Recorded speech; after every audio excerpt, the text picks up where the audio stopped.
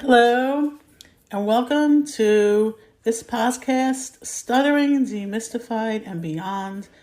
I am your host, Lori Melnitsky. I'm a speech-language pathologist, a specialist in stuttering therapy, and a person who stutters. In this episode, I want to talk about a very important topic that is very misunderstood. And it is basically that adults who stutter especially are anxious, nervous, and need medication. I get so many calls from adults telling me they've been on anxiety medication for years and they're in their 30s and 40s and they know there's no help for stuttering therapy, no help in becoming more fluent. They've taken other speech therapy with no help.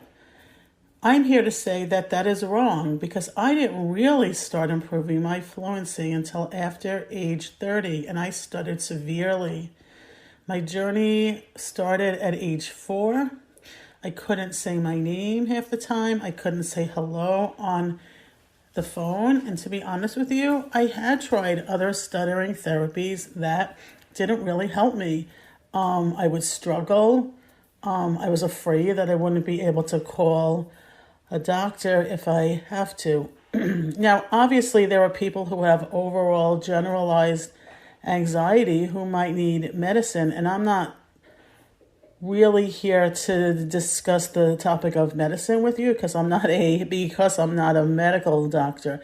But I am here to tell you both myself and my father really gained most of our fluency after age therapy, and that was with seasoned speech pathologists who specialized in stuttering therapy. I really wasn't into anymore wasting my time with people who had no experience or did not know what stuttering really was.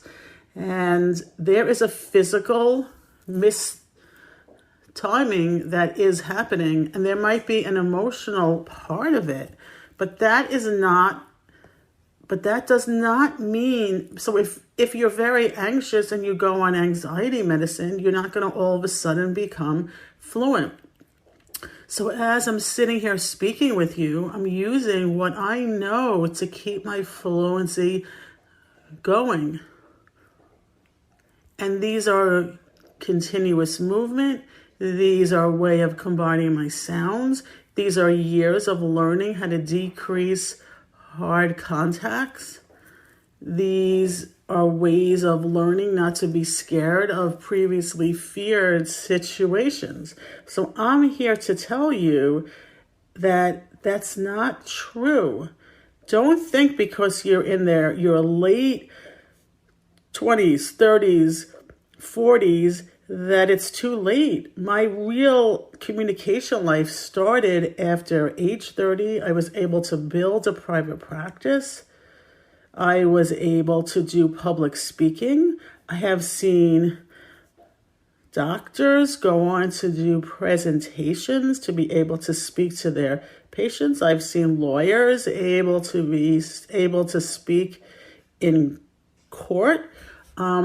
It's not necessary to always accept where you are in life. Believe it or not, I once saw a 90-year-old who decided that he wanted to be able to read to his grandchildren more fluently, and he was upset that he wasn't able to. And he was. And he would say to me, "Oh, you probably think I'm old." And I would say, "No, I don't think that at all. I applaud you for not giving up and wanting to seek help." So I'm going to make this really short and to the point and tell you, if you're an adult, don't assume that you're just anxious and you can't be helped. Stuttering is very misunderstood by the public and even by the medical field also.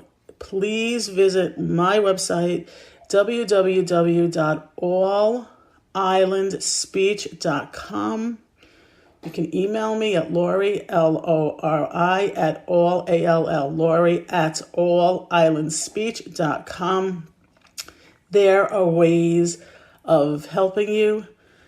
Sometimes stuttering therapy is not covered. It's not considered medical. Unfortunately, there hasn't been enough advocacy for adults who stutter. But if you look at it as something that is going to really improve your life, like exercise, tennis, you will see great changes and you will feel better because you're able to communicate.